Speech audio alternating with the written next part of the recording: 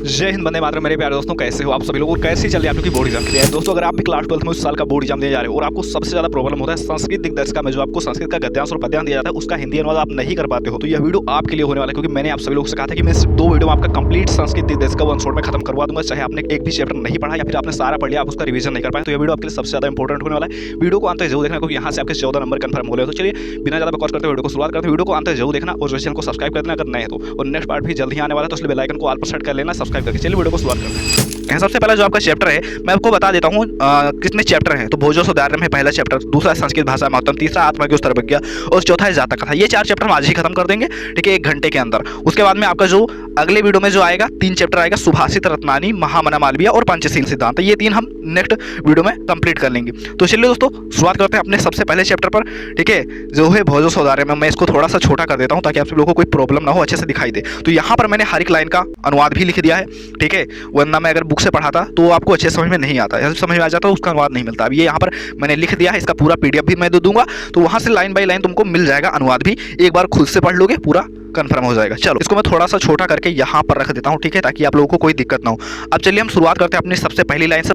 पहली लाइन क्या है? ततः कदाचित द्वारपाल आगत महाराज भोजम प्राह, ठीक है, ततः कदाचित द्वारपाल आगत महाराज भोजम प्राह। ततः कदाचित का मतलब क्या होता है? ततः कदाचित का मतलब तब कभी, या फिर आप डायरेक्ट कह सकते हैं तत्पश्चात, ठीक है। तो यहाँ पर क्या हो जाएगा? तत्पश्चात द्वारपाल आगत। द्वारपाल आगत का मतलब क्या होता है? द्वारपाल ने आकर, ठीक है, पित्तो मतलब पीकर, तो आगत मतलब आकर, द्वारपाल ने आकर महाराज भोजम प्राह। महाराज भोजम प्राह मतलब महाराज भोज से, प्राह मतलब कहा, ठीक है। तो यहाँ पर इसका पूरा अनुवाद क्या हो जाएगा? ततः कदाचित द्वारपाल आगत महाराज भोजम प्राह, कि तब इसके बाद कभी द्वारपाल ने आकर महाराज भोजम प्राह, महाराज भोज से कहा, ठीक है। तब इसके बाद कहीं द्वारपाल ने आकर महाराज भोज से कहा, क्या कहा? हे देव, ठीक है, देव कौपीन अवशेषो विद्वान द्वार वर्तते। कौपीन अवशेषो विद्वान यानी ऐसा विद्वान जिसके तन पर सिर्फ कौपीन ही शेष है। कौपीन मतलब तो लंगोटी। तो कह रहा है कि ऐसा विद्वान जो जिसके सिर पर केवल लंगोटी ही शेष है, द्वार वर्तते, द्वार पर खड़ा है, ठीक है। वो क्या कह रहा है? हे देव कौपीन अवशेषो विद्वान यानी एक ऐसा विद्वान जिसके तन पर कौपीन ही शेष है, लंगोटी ही शेष है, ऐसा विद्वान द्वार वर्तते मतलब द्वार पर खड़ा है, ठीक है। तो राजा ने क्या कहा? प्रवेश है मतलब प्रवेश कराओ। राजा ने क्या कहा? कि अंदर ले उसे, सम्मानपूर्वक प्रवेश कराओ उसे, ऐसा राजा ने कहा। इतप्राह मतलब ऐसा राजा ने कहा, ठीक है। यहाँ तक क्लियर है। इसके नीचे जो है यहाँ पर लाइन का अनुवाद भी लिखा हुआ मिल जाएगा आपको, ठीक है दोस्तों। तो आपको टेंशन लेने की कोई जरूरत नहीं है, एक बार खुद से भी पढ़ लेना, अच्छे से क्लियर हो जाएगा। जिस दिन आपका पेपर होगा उससे 2-3 दिन पहले मैं लेकर आऊंगा कि आधे घंटे की क्लास, जिसमें मैं हर एक चैप्टर के महत्वपूर्ण क्वेश्चन को करवाऊंगा। वो सिर्फ आधे घंटे की क्लास होगी और वहाँ से बहुत सारे क्वेश्चन फंसेंगे। वैसे इसको पढ़ लोगे तो उसकी जरूरत पड़ेगी ही नहीं, इस तरह पढ़ा दूंगा मैं, ठीक है। चलो तो आगे बढ़ते हैं। आगे क्या कह रहा है? आगे कह रहा है तथा परविष्टा। तथा मतलब तब, परविष्टा मतलब प्रवेश करके, ठीक है। क्या कह रहा है? तथा परविष्टा मतलब तब प्रवेश करके, सह कवि उस कवि ने, ठीक है। तथा तब प्रविष्टा प्रवेश करके, सह मतलब उस कवि मतलब कवि ने, तब प्रवेश करके उस कवि ने भोजम अवलोक के, भोजम अवलोक, भोज को अवलोक मतलब देखकर, ठीक है। तब क्या किया? उस कवि ने प्रवेश किया और फिर क्या किया? भोज को देखा, ठीक है। और भोज को देखकर क्या सोचा? क्या सोचा? अद मतलब आज, अद का मतलब क्या होता है? आज, ठीक है। मैं मतलब मेरी, आज मेरी दरिद्र नाशो, दरिद्रता का नाश भविष्य मतलब हो जाएगा, ठीक है। आज मेरी दरिद्रता का नाश हो जाएगा। उसने भोज को देखा तो ऐसा सोचा, ठीक है, कि आज मेरी दरिद्रता का नाश हो जाएगा। उसके बाद में ऐसा मत्वा मतलब मानकर, ऐसा उसने क्या किया? मान लिया। और ऐसा मानकर तुष्टो हर्षासुर मुमोच, ऐसा मानकर हर्षासुर मतलब कि हर्ष के आंसू या फिर प्रसन्नता के आंसू, मुमोच मतलब बहाए, गिराए, ठीक है। ऐसा मानकर उन्होंने प्रसन्नता के आंसू बहाए, ठीक है, कि आज मेरी दरिद्रता का नाश हो जाएगा, आज मेरी गरीबी दूर हो जाएगी, ठीक है। उसके बाद क्या करें? राजा तमा अवलोक प्राह, राजा ने उसे देखकर कहा। तम मतलब उसे, अवलोक मतलब देखकर, प्राह मतलब कहा। मैंने आपको पहले ही बता रखा है, तम उसे, अवलोक देखकर, प्राह मतलब कहा। तब राजा ने उसे देखकर कहा, क्या कहा? कबे, हे कबे, हे कवि, किम रोदसी, क्यों रोते हो भाई, क्या समस्या हो गई? हे कवि क्यों रो रहे हो, क्या समस्या हो गई, ठीक है। ततः तब कबीराह, कवि कहता है, देखो यहाँ पर आ है मतलब कि यहाँ पर दुख भरे वचन है, ठीक है। तो दुख से कहता है, राजन, हे राजन, हे राजा, आकर्ण मतलब सुनिए, मद गृहम स्थितम, मेरे घर की स्थिति को, हे राजा मेरे घर की स्थिति को सुनिए, ठीक है। अब यहाँ पर वो अपने घर की स्थिति को बताता है, कैसे मैं कितना गरीब हूँ, है ना। लेकिन यहाँ पर वो एक कवि है, विद्वान कवि है, तो यहाँ पर वो डायरेक्ट नहीं बताएगा। जैसे तुम लोग आजकल शायरी नहीं चिपका देते हो, तो वो उस समय क्या होता है, कोई कवि होते थे तो वो अपने वहाँ पर कविता मार देते थे या फिर कोई संस्कृत के श्लोक गा देते थे, है ना, इस तरह कहते थे। तो यहाँ पर वो यही कहता है, अये लाजा नुच्चे पथि वचनम अकर्ण ग्रहणी, है ना, शिशव कर्णो यतनाथ सुपहितवती दीन वद्रामय छीड़ो पाए यदाकृत दृशा वस्त्रु बहुले, ठीक है। तदंता शल्यम में तुम पुनरुद्धर मुचिता, ठीक है। चलो इसका अनुवाद मैं बता देता हूँ बहुत ही आसानी से। अये लाजा नुच्चे, अये लाजा नुच्चे, अरे खीले ले लो। खीले का मतलब क्या था, लाई भूजा चना, ठीक है। तो अरे खीले ले लो, पथि मतलब रास्ते में, वचनम अकड़, रास्ते में ऐसे, वचनम वचन को, अकड़ मतलब सुनकर, अकड़ मतलब मैंने तो आपको पहले बता 2 बार भी बता चुका हूँ कि सुनकर होता है, ठीक है। तो अये लाजा नुच्चे, अरे खीले ले लो, पथ में मतलब रास्ते में, वचनम अकड़ ऐसे वचन को सुनकर, गृहिणी जो मेरे घर की पत्नी है, गृहिणी है मेरी, ठीक है। शिशो हो, शिशो यानी मेरे शिशुओं के क्या करती है, कानों को, करड़ो यत्नात, यत्नात मतलब यत्न पूर्वक, सुपीहितवती मतलब सुपीहित मतलब सावधानी पूर्वक, दीन वदना मतलब दीन मुख वाली स्त्री। तो क्या एक बार फिर से समझिएगा, ठीक है। जब कोई रास्ते में बोलता है कि अरे खीले ले लो, ठीक है, तो मेरे घर की जो मेरी गृहिणी है, मेरी पत्नी है, क्या करती है, मेरे शिशुओं के करड़ों मतलब कानों को, यत्नात मतलब यत्न पूर्वक, प्रयास पूर्वक, ठीक है, सुपीहितवती सावधानी से, दीन वदना जो मेरी दीन मुख वाली स्त्री है वो बंद कर देती है, ठीक है। जब रास्ते में कोई कहता है अरे खीले ले लो, ठीक है, लाई ले लो, भुजे ले लो, तो वो क्या करती है, मेरे घर की स्त्री जो है वो मेरे दोनों शिशुओं के कान जो है बंद कर देती है। क्यों बंद कर देती है? क्योंकि अभी मतलब जब वो आएगा तो उसका बच्चा भी दौड़ेगा, उसके पास पैसे नहीं है कि वो उन्हें दिला पाए, तो इसलिए उनके कानों को बंद कर देती है ताकि वो सुन ना पाए। यहाँ पर अगली लाइन समझिएगा, ठीक है। मैंने क्या बताया कि अरे खिली लो, ऐसे वचनों को सुनकर वो जो मेरे घर की पत्नी है वो मेरे शिशुओं के कानों को सावधानी पूर्वक बंद कर लेती है। मैं छीड़ो पाए, मैं छीड़ो पाए यदकृत दृशा वस्त्र बहुले, और मैं मतलब मुझ जैसे, छीड़ो पायो मुझ जैसे, जो छीड़ो पायो मतलब कि मैं दरिद्र, एक तरह से कहते हैं दरिद्र, दीन, है ना। मुझ जैसे दीन पर यदाकृत जिस प्रकार की दृशा वस्त्र बहुले, मुझ दीन पर, मुझ गरीब पर, दृशा वस्त्र आंसुओं से भरी दृष्टि जो मुझ पर डाली, मुझ गरीब पर मेरी पत्नी ने, तदंतम वह जो है सल्यम मतलब कि सूल के समान मेरे सीने में गड़ गया, ठीक है। और उसके बाद में या फिर चुप गया, ठीक है। अब जो है त्वमसि मतलब तुम ही, पुनरुद्धुर्मुचितः, ठीक है, मतलब जो है अब तुम ही जो है इससे मुझे उभार सकते हो, इससे मुझे आप ही निकालने में समर्थ हैं, ठीक है। बार मैं फिर से बता देता हूँ उसका पूरा अनुवाद कि अरे खिले ले लो, रास्ते में ऐसे वचन को सुनकर मेरी जो गृहिणी है मेरे शिशुओं के कानों को सावधानी पूर्वक बंद कर लेती है, ठीक है।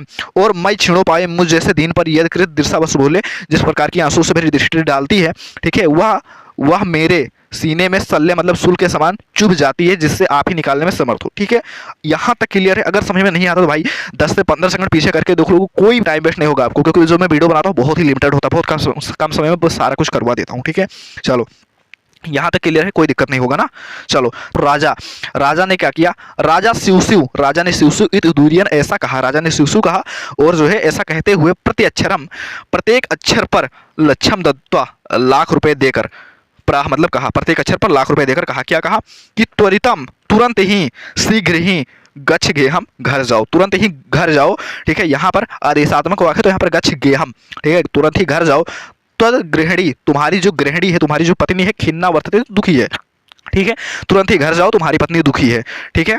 तो यहाँ पर ये सीन खत्म होता, हमारा पहला सीन था, खत्म होता है। अगले सीन पर बढ़ते हैं, ठीक है। अगले सीन पर फिर होता है, क्या होता है, एक बार सब्सक्राइब कर दो भाई, सभी लोग सब्सक्राइब कर दो जिन लोगों ने चैनल को सब्सक्राइब नहीं किया है, आप सभी के लिए इतनी मेहनत कर रहे हैं, ठीक है, ठीक है। बहुत मेहनत लगती है भाई, पीपीटी बनाना, एडिटिंग करना, ठीक है, वीडियो अपलोडिंग करना, थंबनेल बनाना, बहुत ज़्यादा मेहनत लगता है भाई, ठीक है। और व्यूज़ नहीं आते तो फिर मन नहीं करता ऐसी वीडियो बनाने को।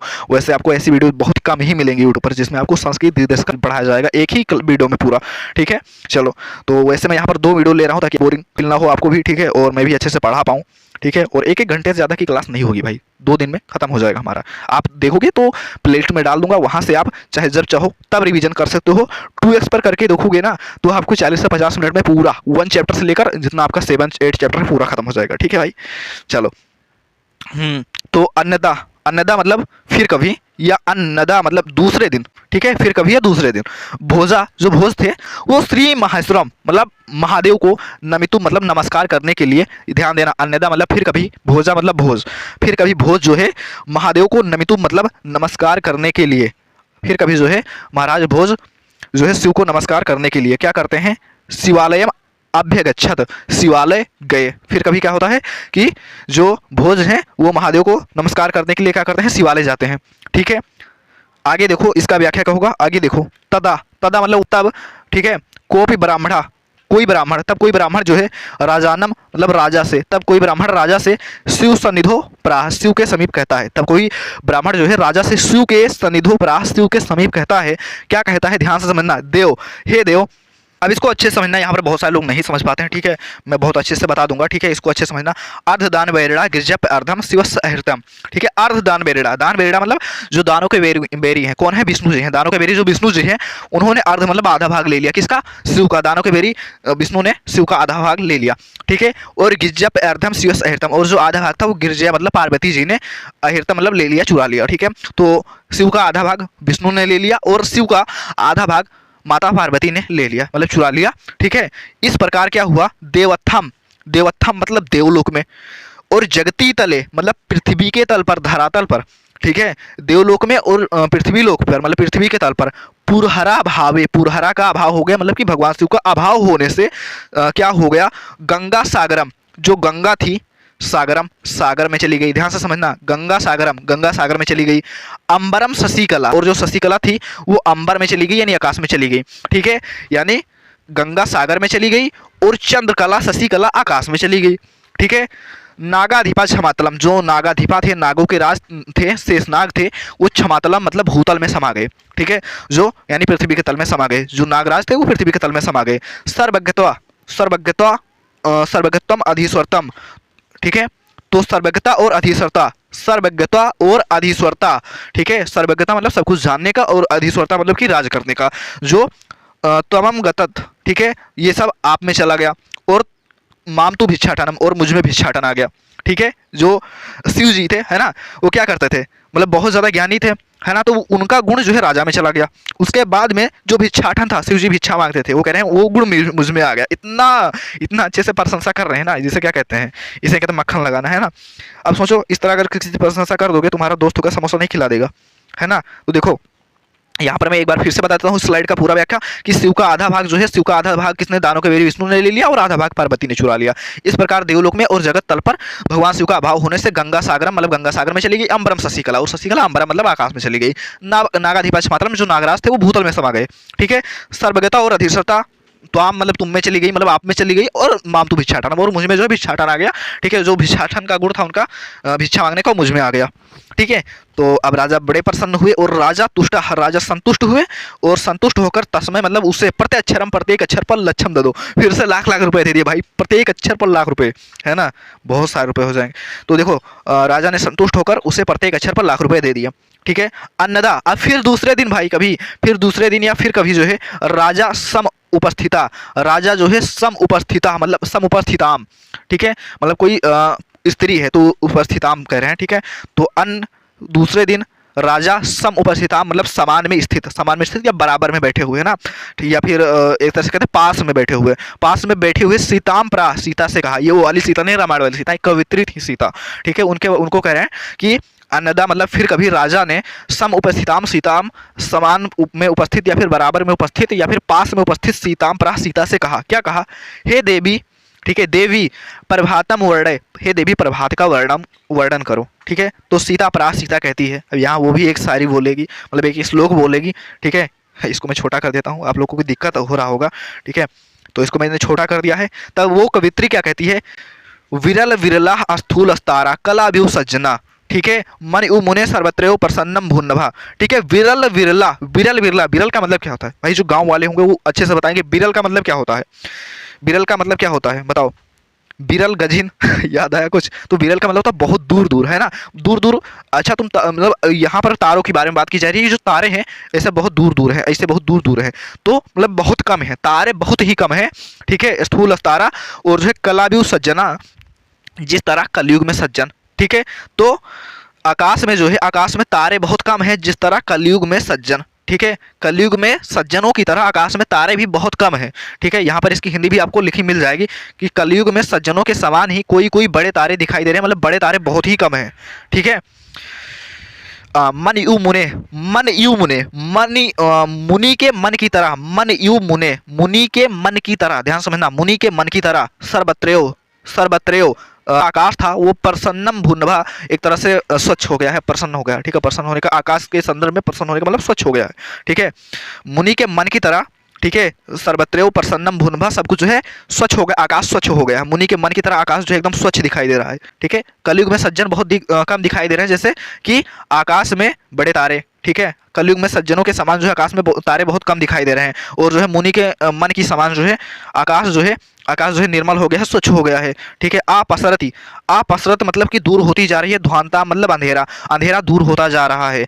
जैसे कि चित्ताम सताम्यु दुर्जना, जैसे कि जो सज्जन हैं उनके चित्त से, उनके दिल से दुर्जन लोग, दुष्ट लोग दूर होते जा रहे हैं। ठीक है, तो सज्जनों के दिल से दुर्जनों की तरह जो है अंधेरा कम होता जा रहा है। ठीक है, कहने का अर्थ ये है। और वज्रति, ठीक है, वज्रति चा निशाम, जो रात्रि हो भागी जा रही है। ठीक है, लक्ष्मीरन अनुद मिनाम्यु, किसकी तरह? ठीक है, जो अनुद्दम व्यक्ति हैं, अनुद्दम व्यक्ति हैं उनकी लक्ष्मी की तरह, अनुद्दम व्यक्ति की लक्ष्मी की तरह रात्रि तेजी से भागी जा रही है। जैसे कि अनुद्दम कोई लक्ष्मी मतलब कि उद्यमहीन बोलते हैं, उद्यमहीन व्यक्ति अगर कोई है तो उसके बाद लक्ष्मी नहीं टिकती है, मतलब भागी चली जाती है। तो उसी प्रकार जो रात्रि है वो भी तेजी से भागी चली जा रही है, इसका अर्थ ये हो जाएगा। ठीक है, तो वज्रतिचा निशाम, रात्रि तेजी से भागी जा रही है। क्षिप्रम लक्ष्मीर अनुद्दम मिनाम्यु, जो उद्यमहीन व्यक्ति हैं उनकी जैसे पास उनके लक्ष्मी होती है ना, ये भाग जाती है, वैसे उनकी वैसे अंधेरा भी धीरे धीरे भागता जा रहा है, रात्रि भी धीरे धीरे भागी चली जा रही है। एक बार मैं फिर से पूरा अनुवाद बता देता हूँ कि आकाश में तारे बहुत कम दिखाई दे रहे हैं, जैसे कि कलयुग में सज्जन। ठीक है, और दूसरी बात क्या बता रहा है कि मन युग मुने सर्वत्र प्रसन्न मुहुर्मा, मुनि के मन के समान जो आकाश है वो स्वच्छ हो गया है। और उसके बाद में क्या कह रहा है? आपसरत ध्वांताम चित्तम सताम्यु दुर्जना, कि जो है जिस प्रकार अंधेरा जो है अंधेरा कम होता जा रहा है, अंधेरा दूर होता जा रहा है, जैसे कि एक सज्जन व्यक्ति के हृदय से दुर्जन व्यक्ति। ठीक है, और जो है उद्यमहीन व्यक्तियों की लक्ष्मी की तरह रात्रि तेजी से भागी चली जा रही है। ठीक है, यहाँ पर उसका अनुवाद भी लिखा हुआ है, आप आसानी से देख सकते हो। वैसे तो मैं इसका पीडीएफ भी आपको दे ही दूंगा। ठीक है, आया समझ में? नहीं समझ में आता आप थोड़ा सा बैक करके देख लिया करो। ठीक है, चलो पूरा अनुवाद बता दूंगा, एक एक लाइन का अनुवाद पूरा संस्कृत दिवस का 2 घंटे में खत्म हो जाएगा। 2 घंटे में, 2 घंटे में, 1 घंटे आज 1 घंटे कल। ठीक है, बस। ठीक है, तो राजा तस्यम लक्षम दत्वा, राजा ने उसे लक्षम दत्वा, उसे लाख रुपए देकर कालिदासम प्राह कालिदास से कहा। तो राजा ने उसे लाख रुपए देकर कालिदासम प्राह कालिदास से कहा। ठीक है, ध्यान समझना, राजा ने तस्य मतलब उसे, लक्षम दत्वा लाख रुपए देकर, कालिदासम प्राह कालिदास से कहा, प्राह मतलब कहा, मैं तुमको कितनी बार बता चुका हूँ ना। तो राजा ने उसे भी लाख रुपए देकर कालिदास से कहा। अब यहाँ पर इसको प्रत्येक अक्षर पर लाख रुपए नहीं दिए, इसको सिर्फ लाख रुपए दिए। तस्यम लक्षम दत्वा, उसे लाख रुपए देकर कालिदासम प्राह कालिदास से कहा। क्या कहा? हे सखे त्वमपि प्रभातम वर्णय, तुम भी प्रभात का वर्णन करो। हे सखे त्वमपि, तुम भी प्रभातम, प्रभात का वर्णन करो, तुम भी प्रभात का वर्णन। ततः, तब कालिदास ने प्राह मतलब कहा, तब कालिदास ने कहा, कितना आसान व्याख्या है ना। तब कालिदास ने कहा, क्या कहा? अभूत प्राची पिंगा रस पत्रियु प्राप्त कनकम, अभूत मतलब हो गई है, प्राची मतलब पूर्व दिशा, हो गई है पूर्व दिशा, पिंगा मतलब पीली, पूर्व दिशा पीली हो गई है। रसपत्रियु, रसपत्री की तरह यानी कि पारे की तरह, तो पारे की तरह जो है प्राप्त कनकम, कनकम मतलब होता है सोना, सोना या फिर जो सूर्य की पहली किरण होती है उसको हम सोना बोल सकते हैं यहाँ पर। तो सोने की पहली किरण को प्राप्त करके जो है पूर्व दिशा पारे के समान पीली हो गई है। ठीक है, ये लाइन अच्छे से नोट कर लो कि सूर्य की मतलब सुबह की पहली किरण को प्राप्त करके पूर्व दिशा पारे के समान पीली हो गई है। अच्छे से आ समझ में? चलो आगे देखते हैं। गतच्छायो चंद्रो बुधजन यु ग्राम सदस्य, जो चंद्रमा है ठीक है वो कांतिहीन हो गया है। जैसे कि क्या होता है कि ग्राम सदस्य मतलब गंवारों की सभा में बुद्धजन, कोई बुद्धिमान व्यक्ति होता है ना, गंवारों की सभा में कोई बुद्धिमान व्यक्ति होता है, उसका कोई महत्व नहीं होता है। तो उसी तरह जो है चंद्रमा भी छविहीन हो गया है, कांतिहीन हो गया है। ठीक है, क्षणम क्षीण तारा निरपतया इवानुद्दम प्राह, मतलब कि क्षण क्षण क्षणा क्षणा अस्तार क्षणा क्षीण अस्तारा, क्षण क्षण जो है कम हो रहे हैं, नष्ट हो रहे हैं तारे, क्षण क्षण तारे नष्ट हो रहे हैं। जैसे कि निरपतया निरप के समान, जो कि उद्यमी नहीं है, ठीक है, मतलब उद्यमहीन राजाओं की तरह तारे क्षण क्षण नष्ट हो रहे हैं, मतलब कि धीरे धीरे खत्म हो रहे हैं। जैसे सुबह होती जाती है वो तारे धीरे धीरे खत्म होते जा रहे हैं। तो यहाँ पर वही कह रहा कि निरपतय अनुद्दम प्रा, मतलब कि जो उद्यमहीन राजा हैं उनकी तरह जो तारे हैं, तारा क्षणम क्षीण तारा, वो क्षण क्षण क्षीण हो रहे हैं। ठीक है, उद्यमहीन राजाओं की तरह तारे क्षण क्षण नष्ट हो रहे हैं। ठीक है, यहाँ पर लिखा हुआ उद्यमी राजाओं के समान तारे क्षण क्षण में क्षीण हो गए हैं या फिर नष्ट हो रहे हैं। ना दीपा राजनते, और दीपक भी नहीं जल रहे हैं। दर्भिण रहिताम अनामी गुड़ा, जैसे कि कोई दरिद्र व्यक्ति होता नहीं है उसका गुण नहीं दिखाई देता, उसी तरह दीपक भी सुबह होने पर नहीं जल, उसका महत्व खत्म हो जाता है। मतलब अगर जले भी ना तो उसका कोई महत्व नहीं है। जैसे कि अगर कोई गरीब व्यक्ति अगर वो ज्ञान देगा तो उसके ज्ञान का कोई महत्व नहीं हो, कितना भी ज्ञानी है। तो इसी तरह अगर कोई दीपक है रात नहीं तो में तो उसका महत्व है, बहुत महत्व है, लेकिन सुबह होने पर उसका महत्व खत्म हो जाता है। इसी तरह जो है अगर कोई दरिद्र व्यक्ति है उसके ज्ञान की अगर वो ज्ञान देगा तो उसके ज्ञान का कोई महत्व नहीं रहेगा। तो यहाँ पर हम क्या कह सकते हैं कि धनहीनों, जो धनहीन है यानी दरिद्र व्यक्ति हैं, उनके गुणों की तरह जो है वो दीपक भी नहीं जल रहे हैं, उनका भी कोई महत्व नहीं है। ठीक है, वो भी सुशोभित नहीं हो रहे हैं। ठीक है, राजा राजा अति तुष्टा, राजा अति संतुष्ट हुए और तस्मय उसे प्रत्यक्षरम, उसे प्रत्येक अक्षर पर लक्षम दे दो, लाख रुपए दिया। और राजा ने संतुष्ट होकर उसे प्रत्येक अक्षर पर कितना दिया, लाख रुपए दिया। ठीक है, यहाँ पर हमारा ये चैप्टर खत्म होता है। ठीक है, इसकी पीडीएफ आप कहाँ से डाउनलोड करोगे, एक बार मैं बता देता हूँ। देखो यहाँ पर आपको करना क्या है, आपको जब वीडियो के डिस्क्रिप्शन में जाओगे वहाँ पर आपको लिंक मिलेगा, 2 लिंक मिलेगा, एक व्हाट्सएप ग्रुप का, एक टेलीग्राम चैनल का। व्हाट्सएप ग्रुप भी ज्वाइन कर लेना, टेलीग्राम चैनल भी ज्वाइन कर लेना। टेलीग्राम चैनल पर आपको पहले की भी अपलोड फाइल मिल जाएंगी, लेकिन व्हाट्सएप ग्रुप पर पहले की अपलोड फाइल नहीं दिखती है। ठीक है, तो लेकिन वहाँ व्हाट्सएप ग्रुप भी ज्वाइन कर लेना। चलो, और जो है अब बढ़ते हैं अगले चैप्टर पर। ठीक है, संस्कृत भाषा महत्व, जो कि हमारा अगला चैप्टर है। ठीक है दोस्तों, बढ़े अपने अगले चैप्टर पर, संस्कृत भाषा महत्व हमारा अगला चैप्टर है। ठीक है, आगे बढ़ते हैं। ठीक है दोस्तों, आगे बढ़ते हैं, संस्कृत भाषा महत्व पढ़ते हैं। संदर्भ नहीं बताया मैंने भाई, संदर्भ क्या, बहुत आसान है भाई। देखो क्या लिखोगे, लिखोगे प्रस्तुत संस्कृत, यहाँ पर अगर काव्य आता है मतलब श्लोक आता है तो पद्यांश, और जो है अगर इसमें से कोई वो गद्यांश दिया जाता है गद्यांश में, तो वहाँ पर तुम लिखोगे प्रस्तुत संस्कृत गद्यांश। हमारी पाठ्य पुस्तक संस्कृत दिग्दर्शिका के भौतिक साधारण नामक पाठ से लिया गया है। बस इतना ही लिखना है, बस आपको कभी भी कुछ नाम नहीं लिखना है, इतना आसान है ना। 2 नंबर मिल जाएगा, 5 नंबर आपको व्याख्या के अनुवाद के मतलब। ठीक है, यहाँ पर संस्कृत भाषा महत्व का लिख सकते हो। भाई जिन्होंने चैनल को सब्सक्राइब नहीं किया प्लीज़ सब्सक्राइब कर लेना, ऐसी वीडियो बहुत कम मिलेंगी आपको यूट्यूब पर। ठीक है, इसलिए चैनल को सब्सक्राइब जरूर कर लेना। ठीक है, चलो, तो इसका भी संदर्भ आप लिख सकते हो कि प्रस्तुत गद्यावतरण मतलब प्रस्तुत गद्यांश हमारी पाठ्य पुस्तक संस्कृत भाग के संस्कृत भाषा नामक पाठ से, संस्कृत भाषा है महत्व नामक पाठ से उद्धृत है या लिया गया है। ठीक है, चलो आगे बढ़े। यहाँ भी मैंने लिख दिया है, इसका अनुवाद पूरा मैंने यहाँ पर लिख दिया है। ठीक है, जब आप पीडीएफ डाउनलोड करोगे वहाँ पर आपको इसका अनुवाद भी मिल जाएगा देखने को। धन्यो अयम भारत देशा, धन है हमारा यह भारत देश। धन्यो अयम मतलब धन है यह भारत देशा, भारत देश, धन है हमारा यह भारत देश। यत्र मतलब जहाँ, जहाँ समुल्लसति जनमानस पावनी, जहाँ सुशोभित होती है जनमानस पावनी, जनमानस को पवित्र करने वाली। ध्यान समझिएगा क्या कह रहा है कि धन्यो अयम भारत देशा, हमारा यह भारत देश, धन है यत्र मतलब जहाँ, जहाँ समुल्लसत मतलब सुशोभित होती है, जनमानस पावनी मतलब जनमानस को पवित्र करने वाली। ठीक है, भव्य भावोद्भावनी, भव्य भावों को जन्म देने वाली, उत्पन्न करने वाली। शब्द संदोह प्रस्वनी, और शब्द के समूहों को जन्म देने वाली। सुर भारती, सुर भारती मतलब संस्कृत। ठीक है, तो यहाँ पर हमारा इसका अनुवाद क्या हो जाएगा, एक बार यहाँ पर स्क्रीन पर देखते चलिएगा। धन्य है हमारा यह भारत देश, जहाँ, जहाँ जनमानस को पवित्र करने वाली, ठीक है, और भव्य भावों को जन्म देने वाली, शब्द के समूह को जन्म देने वाली सुर भारती संस्कृत समुल्लसति सुशोभित होती है। ठीक है, समझ में आया, आई होप समझ में आ गया होगा। ठीक है, यहाँ भी लिखा, यहाँ पर लिखा हुआ भी हुआ है कि धन्य भारत देश, जहाँ जनमानस को पवित्र करने वाली, भाव को उत्पन्न करने वाली, शब्द समूह को जन्म देने वाली देववाणी ये संस्कृत सुशोभित होती है।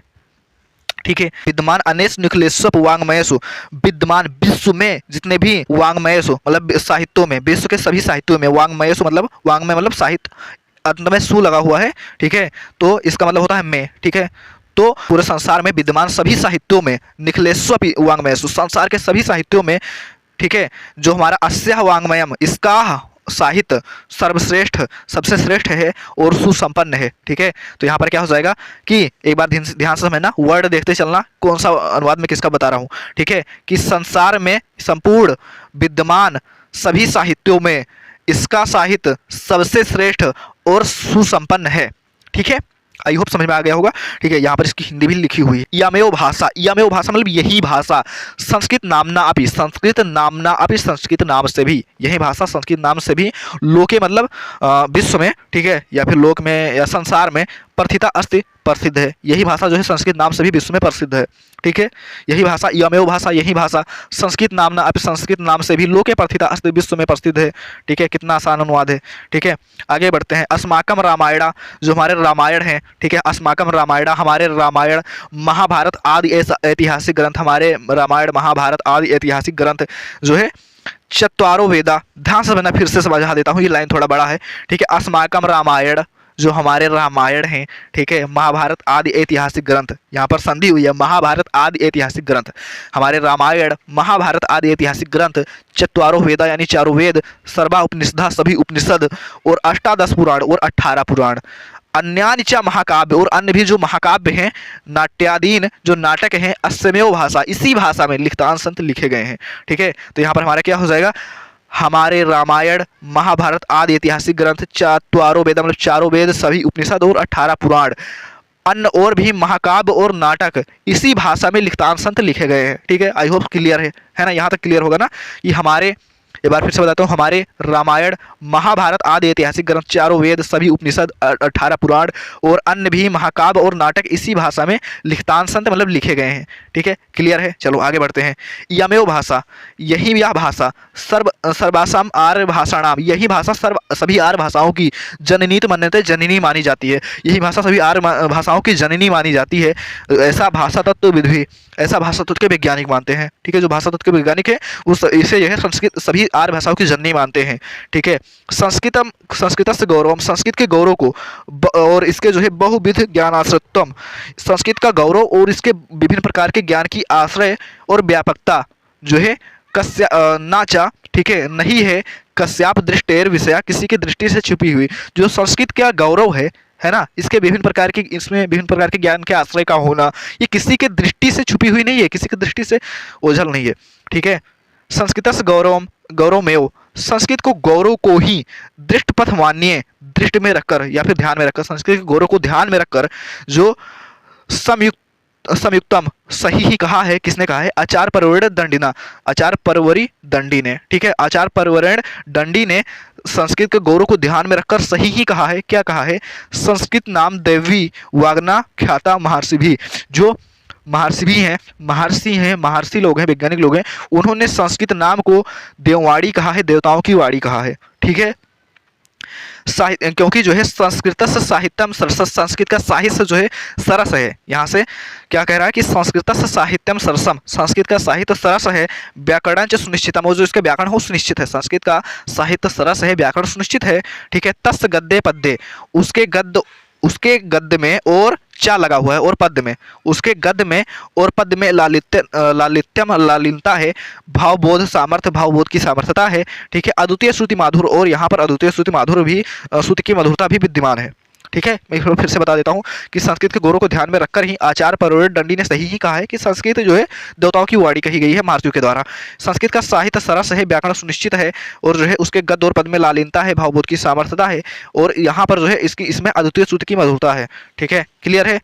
किम बहुना, और अधिक क्या कहें, किम बहुना और अधिक क्या कहें, चरित्र निर्माणार्थम, चरित्र के निर्माण के लिए, यहाँ पर आपको अंत में अर्थम लिखा हुआ दिखाई देना, वहाँ समझदाना के अर्थ में मतलब के लिए। ठीक है, तो किम बहुना और अधिक क्या कहें, चरित्र निर्माणार्थम, चरित्र के निर्माण के लिए, यादृशी सत प्रेरणा। ठीक है, यादृशी सत प्रेरणा, जिस प्रकार की प्रेरणा संस्कृत वांग्मयम ददाति, संस्कृत का वांग्मयम ददाति, संस्कृत का साहित्य देता है चरित्र निर्माण के लिए, यादृशीम सत्प्रेरणा, जिस प्रकार की सत्प्रेरणा संस्कृत का साहित्य देता है, ना तादृश्यम किंचित अन्यत्, वैसा और कोई नहीं, वैसा और कहीं नहीं है, मतलब वैसा और कोई साहित्य नहीं देता है। ठीक है, मूलभूता नाम मानवीय गुणा नाम, जो मूलभूत मानवीय गुण हैं उनकी यादृशी विवेचना, उनकी जैसी विवेचना संस्कृत साहित्य वर्तते, संस्कृत के साहित्य में वर्तते बताई गई है ना अन्यत्र तादृशी, उस प्रकार की कहीं अन्य नहीं है। ठीक है, मूलभूत मानवीय गुणों की जैसी विवेचना संस्कृत साहित्य में बताई गई है या लिखी गई है, वहाँ पर है, वहाँ और कहीं नहीं है वैसा। ठीक है, कौन कौन से हैं ये समझ लो। दया मतलब कि दया करना, दान, ठीक है, शौचम मतलब पवित्रता, औदार्यम उदारता, अनसूया मतलब किसी से ईर्षा न करना, और क्षमा। ठीक है, ये जो है मानवीय गुण है। ठीक है, और अन्य चा अनेके गुण, और भी अन्य गुण जो है अस साहित्य, इस साहित्य के अनुशीलन मतलब अध्ययन से, इसको अनुसरण करने से संजायते उत्पन्न हो जाते हैं। ये सारे गुण और अन्य भी बहुत सारे गुण इस साहित्य के अध्ययन से उत्पन्न हो जाते हैं। ठीक है, आगे बढ़ते हैं। संस्कृत साहित्य के आदि कवि वाल्मीकि, संस्कृत साहित्य के आदि कवि वाल्मीकि, और जो है महर्षि व्यास, कवि कुलगुरु कालिदास और अन्य भी जो भास भारव भवभूत आदि कवि हैं, आदि महाकवि जो हैं, स्वकीय ग्रंथ रत्ने, अपने ग्रंथ रत्नों के द्वारा अद्यापि आज भी पाठका नाम, पाठकों के हृदय विराजनते, हृदय में विराजमान है। नहीं समझ में, एक बार फिर से बता देता हूँ। ठीक है, संस्कृत साहित्य के जो आदि कवि वाल्मीकि हैं, महर्षि व्यास हैं, कवि कुलगुरु कालिदास हैं, और अन्य भी जो भास भारव भूत आदि महाकवि हैं, स्वकीय ग्रंथ रत्ने, अपने ग्रंथ रत्नों के द्वारा अद्याप मतलब आज भी पाठका नाम, पाठकों के हृदय विराजनते, हृदय में विराजमान है। तो इसका अनुवाद क्या हो जाएगा? संस्कृत, देखो एक बार मैं फिर से बताता हूँ, संस्कृत के आदि कवि वाल्मीकि, महर्षि व्यास, कवि कुलगुरु कालिदास और अन्य भी भास भारव भूत जो महाकवि हैं, अपने ग्रंथ रत्नों के द्वारा आज भी जो है पाठकों के हृदय में विराजमान है। आई होप समझ में आ गया होगा। यम भाषा, जो यह भाषा है, हमारी मातृ समम, माता के समान, यह भाषा हमारी माता के समान सम्मानीय वंदनीय च, सम्मानीय और वंदनीय है। ठीक है, यह तो क्योंकि भारत मातु स्वतंत्रम, भारत माता की स्वतंत्रता, गौरवम और इसकी गौरव, अखंडतम और इसकी अखंडता, सांस्कृतिक एकत्वंच और इसकी सांस्कृतिक एकता, संस्कृत ने और संस्कृत से ही सुरक्षित सक्यंते हो सकती है। क्योंकि जो है यह हमारी माता के समान जो है सम्मानीय है और वंदनीय मतलब पूजनीय है। क्योंकि जो है भारत माता की स्वतंत्रता और इसकी गौरव और जो है इसकी अखंडता और सांस्कृतिक एकता जो है संस्कृत के द्वारा ही सुरक्षित हो सकती है। संस्कृत, इसको सुरक्षित किया जा सकता है संस्कृत के ही द्वारा। ठीक है, चलो आगे बढ़ देते हैं। जिन्होंने चैनल को सब्सक्राइब नहीं किया प्लीज़ सब्सक्राइब कर लेना। ठीक है, और वीडियो को लाइक कर देना क्योंकि बहुत ज़्यादा मेहनत लगता है वीडियो बनाने में। ठीक है, मैं हर एक कमेंट का रिप्लाई भी देता हूँ, ना मानो तो कमेंट करके देख लो, रिप्लाई नहीं मिलेगा तो बताना। ठीक है, यम संस्कृत भाषा सर्वासु, यह संस्कृत भाषा, ठीक है, यम संस्कृत भाषा, यह संस्कृत भाषा सर्वासु, सभी भाषा मतलब भाषाओं में, यह संस्कृत भाषा सभी भाषाओं में प्राचीनतम, सबसे प्राचीन है और श्रेष्ठाचा अति और श्रेष्ठ है। ठीक है, ततः सुष्ठु उक्तम, तो इसलिए ठीक ही कहा गया है, भाषासु भाषाओं में मुख्य और मुख्या मधुरा, भाषाओं में मुख्य मधुर, दिव्या मतलब अलौकिक और अलौकिक जो है गिरवाण भारती है मतलब संस्कृत है। ठीक है, भाषास मुख्य मधुरा दिव्या गिरवाण भारती। ठीक है, भाषाओं में मुख्य मधुर और अलौकिक देववाणी है। ठीक है, चलो यहाँ पर हिंदी भी लिखी हुई है कि भाषाओं में देववाणी संस्कृत मुख्य मधुर और अलौकिक है। ठीक है, आई होप समझ में आ गया होगा। ठीक है, ये चैप्टर भी हमारा खत्म होता है, 2 चैप्टर हमने खत्म कर लिए हैं। ठीक है भाई, और जो है अब जो है चलो बढ़ते हैं तीसरे चैप्टर पर। ठीक है, तीसरे चैप्टर पर बढ़े, तीसरे चैप्टर पर बढ़ते हैं। इसको भी मैं आसानी से करवा देता हूँ। ठीक है, मैं इसको बंद कर देता हूँ भाई। ठीक है, मैं इसको बंद कर देता हूँ अभी। ठीक है, क्योंकि आप लोग स्क्रीन पर जो है ध्यान नहीं दे पा रहे हो, है ना, मुझ पर ही ध्यान दोगे तो वहाँ पर कहाँ ध्यान दोगे, तो इसलिए मैं इसको बंद कर रहा हूँ। ठीक है, और जो है आप यहाँ पर ध्यान दो। चलो बढ़ते हैं अपने तीसरे चैप्टर पर जो कि आत्मज्ञ और सर्वज्ञ। ठीक है, इसका संदर्भ भी लिखना चाहो तो इस तरह लिख सकते हो। ठीक है, कि प्रस्तुत संस्कृत गद्यांश हमारी पाठ पुस्तक संस्कृत दिग्दर्शिका के आत्मज्ञ और सर्वज्ञ नामक पाठ से उद्धृत है, लिया गया है। ठीक है, बहुत आसान है। ठीक है, बढ़ते हैं चैप्टर पर और बढ़ते हैं। ठीक है, अब इसको मैं बंद कर देता हूँ। ठीक है, याज्ञवल्क्यो मैत्रेयमुवाच, यानी याज्ञवल्क्यो मतलब याज्ञवल्क्य ने और मैत्रेयमुवाच मतलब यहाँ पर देखो संधि हुई है। यहाँ पर क्या हो जाएगा, मैत्रेयम और फिर उवाच मतलब मैत्रेयी उवाच, मैत्रेयी से उवाच मतलब कहा। ठीक है, तो याज्ञवल्क्य ने मैत्रेयी से कहा। ठीक है, याज्ञवल्क्यो मैत्रेयमुवाच, याज्ञवल्क्य ने मैत्रेयी से कहा। क्या कहा, याज्ञवल्क्य ने मैत्रेयी से कहा कि मैत्रेयी, हे मैत्रेयी, उद्यास्यन यानी मैं ऊपर जा रहा हूँ, उद्यास्यन अहम कि अहम मतलब मैं, या हम उद्यासन मतलब ऊपर जा रहा हूँ, मैं ऊपर जा रहा हूँ। ठीक है, कहाँ से ऊपर जा रहा हूँ, अस्मात् स्थानादस्मि, अपने स्थान से, अपने निवास स्थान से। ठीक है, जो है मैं ऊपर जा रहा हूँ। ऊपर का कहने का मतलब ये नहीं है भाई कि मैं भगवान के घर जाना चाहता हूँ, ये कह रहे हैं कि अपने गृहस्थ आश्रम से अब मैं वानप्रस्थ आश्रम जाना चाहता हूँ। ठीक है, कहने का मतलब ये है, आश्रम जो होते हैं गृहस्थ आश्रम के बाद आता है हमारा वानप्रस्थ आश्रम। इसमें क्या होता है, जब कोई व्यक्ति जो होता है ज़्यादा वृद्ध हो जाता है तो अपने निवास स्थान को छोड़कर वह वन में रहकर मतलब कुटिया में रहने लगता है। ठीक है, ये अगर आप देखोगे तो आपको कलयुग में भी दिखाई देगा, लेकिन जो है इसका जो है असर थोड़ा सा कम है। मतलब कहने का मतलब है अब जो है लोग वन में नहीं जाकर रहते। आप लोग अपने बाबा बाबू को देखोगे तो आपको ये दिखाई दिया होगा कि जो है बूढ़े होने के बाद जो है वो अब बरामदे में रहते हैं ना, घर में बहुत ज़्यादा कम जाते हैं। ठीक है, तो कहने वो अब जो है घर से फिर बरामदे में आ गए। लेकिन उस समय पर क्या होता था, लोग जो है अपने घर को छोड़कर वन में जाते थे, तो उसी को कहते थे कि गृहस्थ आश्रम से वानप्रस्थ आश्रम जाना। ठीक है, तो वहीं वो बता रहे हैं कि उद्यास्यन अहम अस्मात् स्थानादस्मि, यानी कि मैं अपने इस स्थान से ऊपर जाना चाहता हूँ। इसका मतलब उठकर, अहम मतलब मैं, अस्मात् स्थानादस्मि अपने स्थान से। ठीक है, तो मैं अपने गृहस्थ आश्रम से, अपने इस स्थान से ऊपर उठकर जाना चाहता हूँ। ठीक है, कहाँ जाना चाहता हूँ, वानप्रस्थ आश्रम। ठीक है, कहने का मतलब ये है। तत् अस्ते अनया कात्यायन्या विच्छेदम करवाणी थे। तत् अस्ते अनया का मतलब है कि तो इसीलिए अस्ते अनया, मैं अपनी दूसरी पत्नी, अन्य पत्नी। ठीक है, तत् अस्ते अनया तो इसीलिए अन्य पत्नी, मेरी दूसरी पत्नी। यहाँ पर याज्ञवल्क्य की 2 पत्नियाँ हैं, एक का नाम है मैत्रेयी और एक का नाम है कात्यायनी। तो वो मैत्रेयी से कह रहे हैं कि तो इसलिए मैं सोच रहा हूँ, तत् अस्ते अनया कि मैं अपनी दूसरी पत्नी कात्यायन्या, अपनी दूसरी पत्नी कात्यायनी से विच्छेदम करवाणित, तुम्हारा बंटवारा करवा दूँ। ठीक है, विच्छेदम मतलब बंटवारा करवाना। ठीक है, बंटवारा करवाना, ठीक है, मतलब होता है विच्छेदम का। तो इसलिए मैं सोच रहा हूँ कि मैं अपनी दूसरी पत्नी कात्यायनी से तुम्हारा बंटवारा करवा दूँ।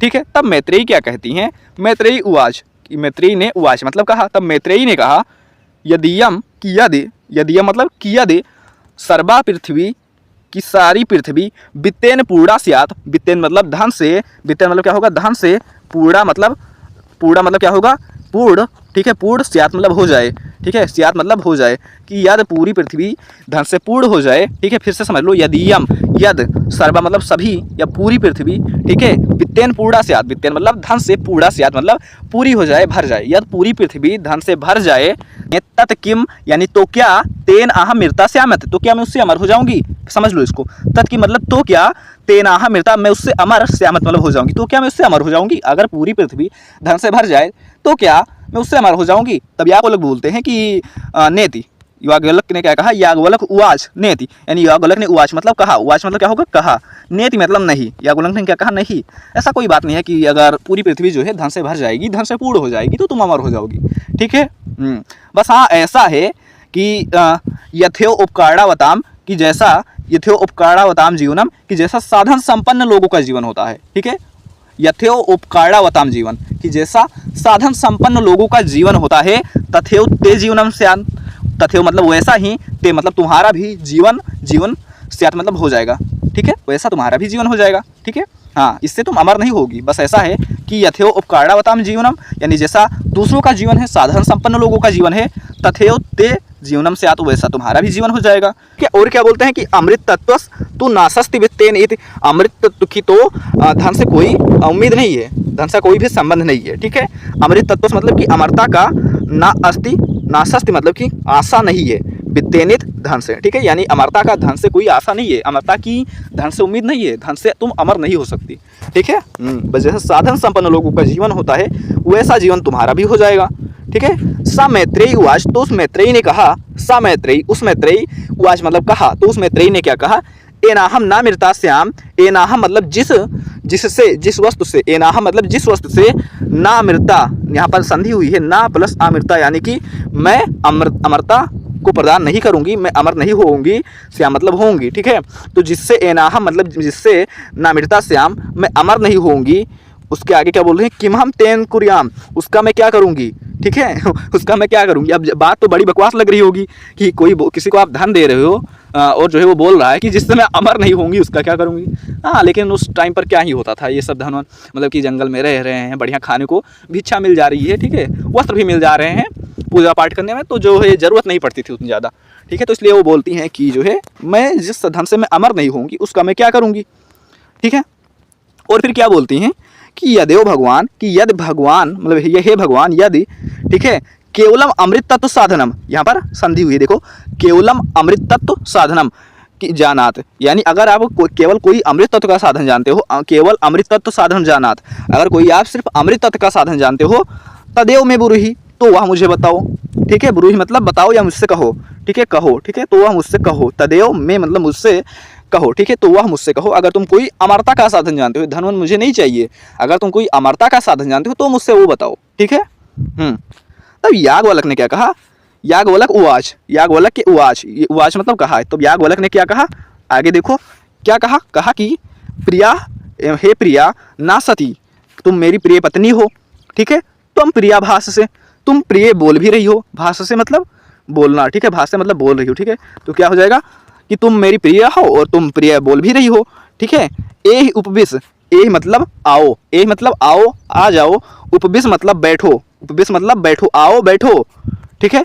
व्याख्यासी में कि मैं व्याख्या करूंगा, ते मतलब तुमसे, अमृत तत्व साधनम, अमृत तत्व के साधन की, ठीक है, आओ मुझे कुछ पता है अमृत तत्व के साधन के बारे में, आओ मैं तुमसे अमृत तत्व के साधन के बारे में व्याख्या करूंगा, ऐसा याज्ञवल्क्य बोलते हैं। ए उपविश, आओ बैठो, व्याख्यास में ते अमृत तत्व साधनम, मैं तुमसे अमृत तत्व के साधन की व्याख्या करूंगा, ठीक है। तब याज्ञवल्क्य ने कहा, याज्ञवल्क्य ने क्या कहा, याज्ञवल्क्य उवाच, फिर कहा याज्ञवल्क्य ने, याज्ञवल्क्य उवाच मतलब याज्ञवल्क्य ने कहा, नावा अरे मैत्रेयी, अरे मैत्रेयी, अरे मैत्रेयी, आगे सुनो क्या कहते हैं, पत्यु कामाय, देखो यहाँ से इंपॉर्टेंट शुरू होता है जो इनको समझाते हैं, ठीक है।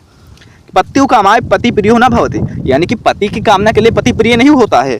आत्मनस्तु एक कामाय पति प्रियो भवत, वह तो अपनी ही कामना के लिए पति प्रिय होता है, यानी किसी भी स्त्री को पति इसलिए नहीं चाहिए कि किसी दूसरे के पास पति है, उसके पास पति है तो उसे पति चाहिए, उसे अपनी इच्छा के लिए पति चाहिए होता है, ठीक है। हाँ, उसे अपनी इच्छा के लिए पति चाहिए होता है कि अगर मेरा पति होगा, मेरी अच्छा करेगा, मेरे लिए भोजन लाएगा, मतलब कि हाँ, और जो है मुझे कपड़े देगा, ठीक है, निवास स्थान देगा, मेरी रक्षा करेगा, ठीक है। तो ये सोचकर जो है एक पति पत्नी को पति चाहिए होता है, ठीक है। तो पत्यु कमाए पति प्रियो न भवति, यानी कि पति की कामना के लिए पति प्रियो भवति, ठीक है, पति प्रिय नहीं होता है। आत्मनस्तु अपनी ही वे कामाए कामना के लिए पति प्रियो भवति, पति प्रिय होता है। अपनी ही कामना के लिए, अपनी ही इच्छा के लिए, अपनी ही इच्छा पूर्ति के लिए जो है पति प्रिय होता है, ठीक है, दूसरे की कामना के लिए नहीं। और फिर क्या बोलते हैं, नावा अरे जाया, और ना ही जाया कामाय, ना ही पत्नी की कामना के लिए जाया प्रिय बहुत पत्नी प्रिय होती है। ये बोल रहे हैं कि नावा अरे और ना ही जाया कामाय, यानी कि पत्नी की कामना के लिए जाया प्रिय बहुत, जाया मतलब क्या होता है पत्नी, ठीक है। तो जाया की कामना के लिए यानी पत्नी की कामना के लिए जाया प्रिय बहुत, और ना ही पत्नी की कामना के लिए पत्नी प्रिय होती है, ठीक है। आत्मनस्तु वे कामाय, अपनी ही कामना के लिए जाया प्रिय बहुत पत्नी प्रिय होती है, ठीक है। पत्नी की कामना के लिए पत्नी प्रिय नहीं होती, वो अपनी कामना के लिए पत्नी प्रिय होती है। कि अगर मुझे मतलब कि ऐसा नहीं है कि सबके पास पत्नी है इसलिए मुझे पत्नी चाहिए, जब मेरी पत्नी मतलब ऐसा सोचकर कि अपनी ज़रूरत के लिए, अपनी इच्छा पूर्ति के लिए सबको पत्नी चाहिए होती है, कि मेरी पत्नी होगी मेरे लिए भोजन बनाएगी, कपड़े धोएगी मेरे, ठीक है। हाँ, तो इसके लिए जो है लोगों को पत्नी चाहिए होती है, ऐसा इसलिए नहीं कि जो है सभी के पास पति है। तो आत्मनस्तु वे कामाय जाया प्रियो भवत, यानी कि अपनी ही कामना के लिए जो पत्नी होती है प्रिय होती है, ठीक है। नावा अरे पुत्रस वित्तस च कामाय, नावा अरे और ना ही पुत्रस वित्तस च कामाय, पुत्र और धन की कामना के लिए पुत्रो वित्तम व प्रियम होते, पुत्र धन प्रिय नहीं होते हैं। और ना ही पुत्र और धन की कामना के लिए पुत्र और धन प्रिय होते हैं, ठीक है। किस लिए पुत्र और धन प्रिय होते हैं, आत्मनस्तु वे कामाय पुत्रो वित्तम व प्रियम भवते, अपनी कामना के लिए, अपनी ही कामना पूर्ति के लिए जो है पुत्रो वित्तम यानी पुत्र और धन वाम प्रियम भवते, ठीक है, दोनों प्रिय होते हैं, ठीक है, अपनी कामना के लिए दोनों प्रिय होते हैं, ठीक है। नावारे पुत्र वित्तस्य कामाय, और ना ही जो है पुत्र और धन की कामना के लिए पुत्रो वित्तम व प्रियम भवत, पुत्र और धन प्रिय होते हैं। आत्मनस्तु वे कामाय पुत्रो वित्तम व प्रियम भवत, अपनी ही कामना के लिए पुत्र और धन प्रिय होते हैं, ठीक है भाई। चलो सब्सक्राइब कर देना जो लोग नए हैं, और जो अगर समझ में नहीं आ रहा है तो 10-15 सेकंड आप पीछे भी करके देख सकते हो भाई, ठीक है, कोई बड़ी बात नहीं है, ठीक है। अभी आपके पास बहुत सारा टाइम है, ठीक है। चलो आगे देखो, आगे कह रहे हैं नावा अरे सर्वस्व, और ना ही जो सभी लोग हैं, ना ही सभी लोग सर्व कामाय सर्वम प्रियम हो, सभी की कामना के लिए प्रिय होते हैं, और ना ही सभी लोग सभी की कामना के लिए प्रिय होते हैं, ठीक है। आत्मनस्तु वे कामाय, अपनी ही कामना के लिए सर्वम प्रियम बहुत, सभी प्रिय होते हैं, सर्वम सभी, प्रिय प्रियम प्रिय बहुत होते हैं, ठीक है। सब लोग अपनी ही कामना के लिए प्रिय होते हैं, ठीक है। चलो आगे देखो, तस्माद इसीलिए आत्मा व अरे मैत्रेयी, केवल आत्मा ही ऐसी है, हे मैत्रेयी इसलिए आत्मा ही ऐसी है, दृष्टव्य जो देखने योग्य है, दृष्ट मतलब देखने योग्य है, दर्शनार्थ दर्शन करने योग्य है, श्रोतव्य सुनने योग्य है, मंतव्य मनन करने योग्य है, केवल आत्मा ही ऐसी है, ठीक है, जो देखने योग्य है और दर्शन करने योग्य है, सुनने योग्य है, मनन करने योग्य है, और निदिध्या सितव्यश्च और जो है ध्यान करने योग्य है, ठीक है। केवल आत्मा ही ऐसी है जो देखने योग्य है, दर्शन करने योग्य है, सुनने योग्य है, मनन करने योग्य है और ध्यान करने योग्य है, ठीक है। हाँ, और जो है और कोई भी जो है ऐसी चीज़ नहीं है, ठीक है, इस दुनिया में केवल आत्मा ही ऐसी चीज़ है जो देखने दर्शन करने और सुनने योग्य है, मनन करने योग्य है, ध्यान करने योग्य है, ठीक है। आत्मना खलु दर्शनेन, आत्मना खलु दर्शनेन यानी कि आत्मदर्शन से, आत्मना खलु दर्शनेन यानी कि आत्मदर्शन से, खलु मतलब निश्चय ही, खलु मतलब क्या होता है निश्चय ही, ठीक है, अवश्य ही, निश्चय या अवश्य, ठीक है। आत्मदर्शन से अवश्य ही इदम यह सर्वम मतलब सभी विदितम भवति यानी सब ज्ञात हो जाता है, ठीक है। और ये सब जो है आत्मनस्त खलु दर्शनेन, अपनी आत्मा के दर्शन से ही, आत्मदर्शन से ही इदम सर्वम विदितम भवत, यह सब ज्ञात हो जाता है, ठीक है। जब तुम अपने बारे में जानोगे तभी जो है ये सब जान पाओगे, ठीक है। उस चैप्टर का भी नाम था हमारा आत्मज्ञा और सर्वज्ञा, कि जो आत्मज्ञानी होता है मतलब कि अपने बारे में जानता है वही सब कुछ जानता है, आत्मज्ञानी ही सर्वज्ञ होता है कि जो अपने बारे में जानता है वही सब कुछ जानता है, ठीक है।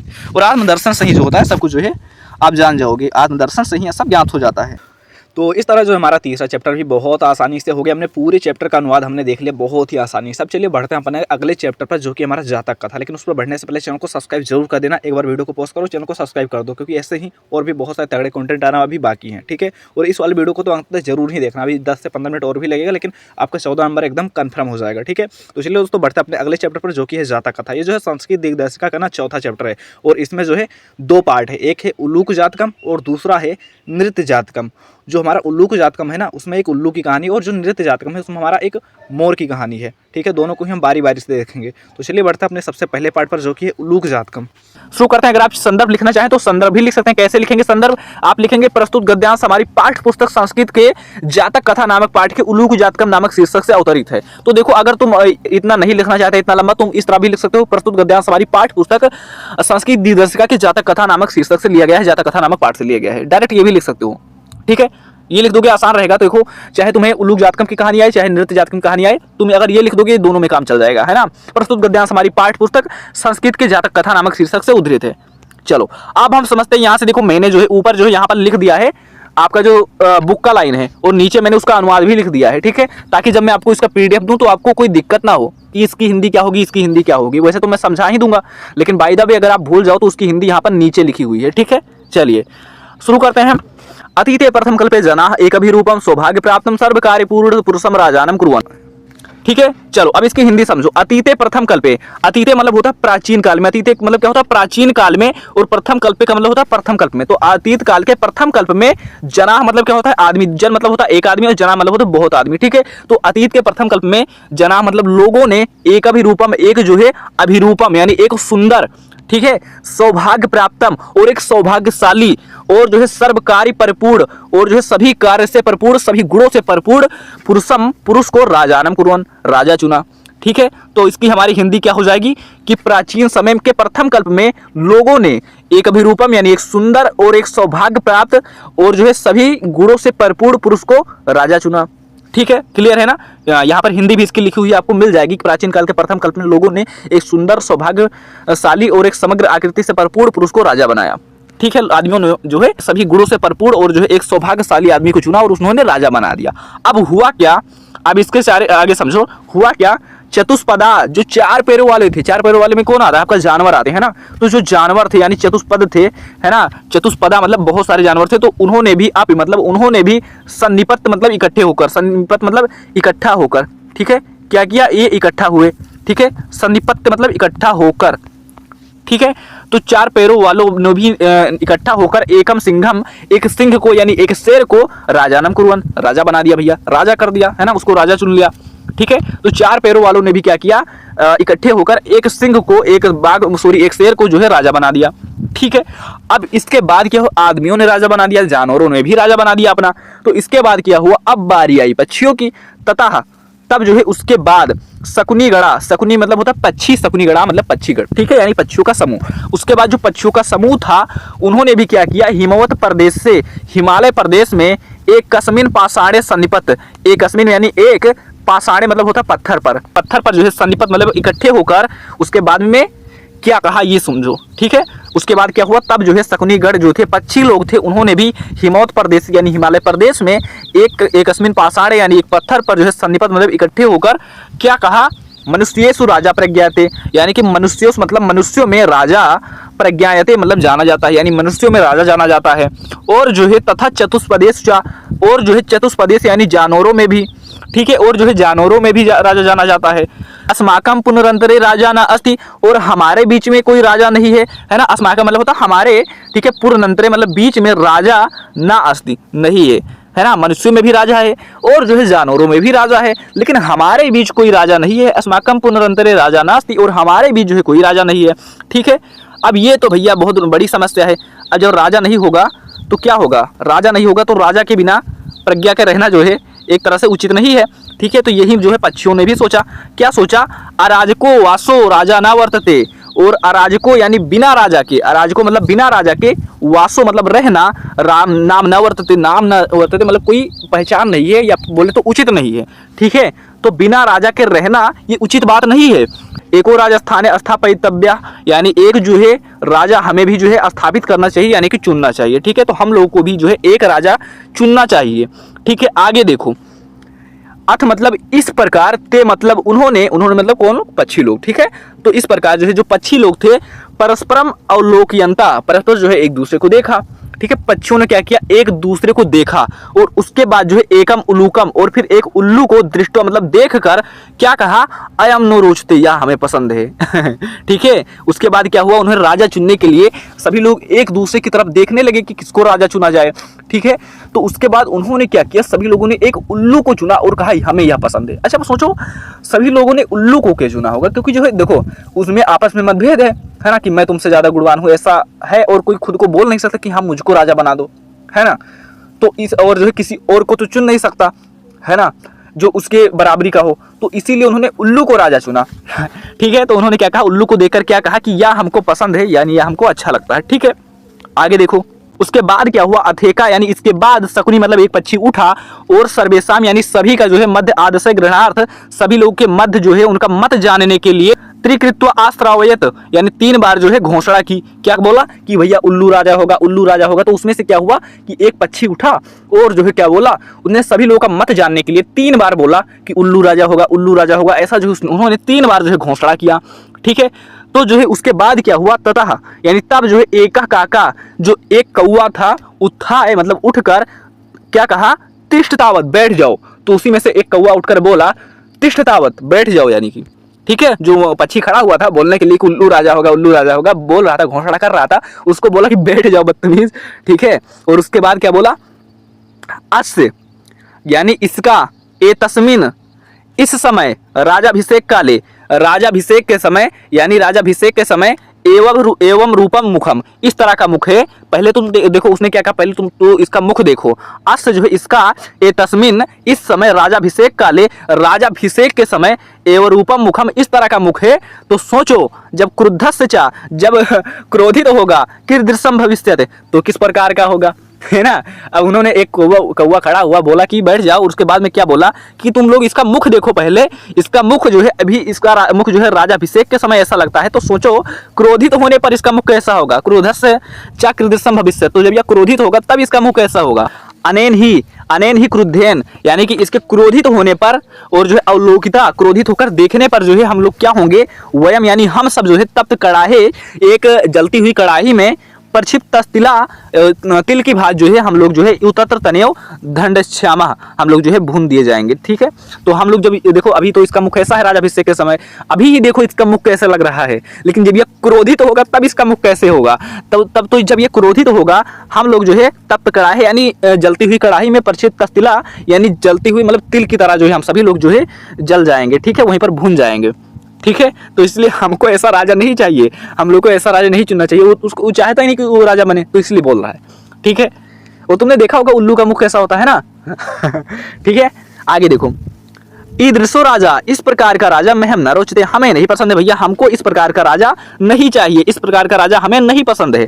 ठीक है, इस प्रकार का राजा मुझे अच्छा नहीं लगता, ईदृशम राजा महम न रोचते इस प्रकार का राजा मुझे अच्छा नहीं लगता। ठीक है, आगे देखो, ना में रोचते मुझे अच्छा नहीं लगता, भद्रवा उल्लूकस अभिषेचनम इस उल्लू का राजा बनना, मुझे इस उल्लू का राजा अभिषेक करना हमको अच्छा नहीं लगता है। ठीक है, हमको नहीं पसंद है इस उल्लू का राजा बनना।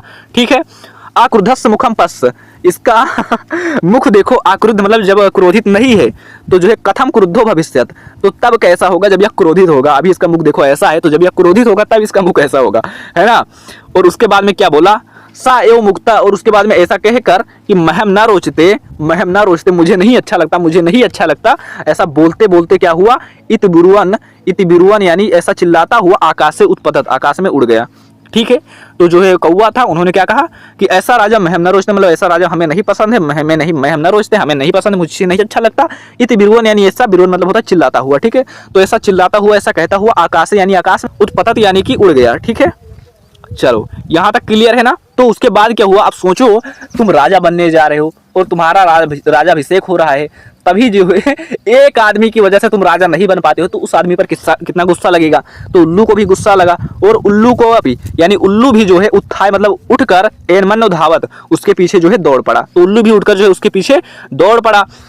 तद आरभ तभी से लेकर के तब मतलब उन दोनों का अन्योन बैरिडो जातो, उन दोनों का जो है दुश्मनी जाना जाता है, उन दोनों के बीच जो है शत्रुता मानी जाती है। ठीक है, हाँ अब देखो शकुनया अपि जो शकुनी लोग थे यानी पक्षी लोग थे, उन्होंने भी क्या किया, अपि मतलब होता भी। ठीक है, तो उन्होंने भी क्या किया, स्वर्ण हंसम एक स्वर्ण हंस को क्या किया, राजानम कृत्वा राजा बनाया। आगमन और जो है चले गए। ठीक है, तो फिर उसके बाद क्या हुआ, पक्षी लोग भी जो है एक स्वर्ण हंस को राजा बनाकर उसके बाद चले गए, अपने अपने घर चले गए। तो दोस्तों इस तरह जो है हमने जातक कथा का पहला पार्ट जो कि क्या था उलूक जातकम, इसका पूरा अनुवाद हमने आपको बता दिया बहुत ही आसान शब्दों में। अब चलिए बढ़ते हैं हम इसके दूसरे पार्ट पर जो कि हमारा नृत्य जातकम है। जो हमारा नृत्य जातकम है ये उलूक जातकम से कनेक्टेड है, ये समझ लो दोनों एक ही चैप्टर के पार्ट है ना, तो एक दूसरे से लिंक है। जहाँ से उलूक जात खत्म होता है वहीं से हमारा नृत्य जातकम शुरुआत होता है।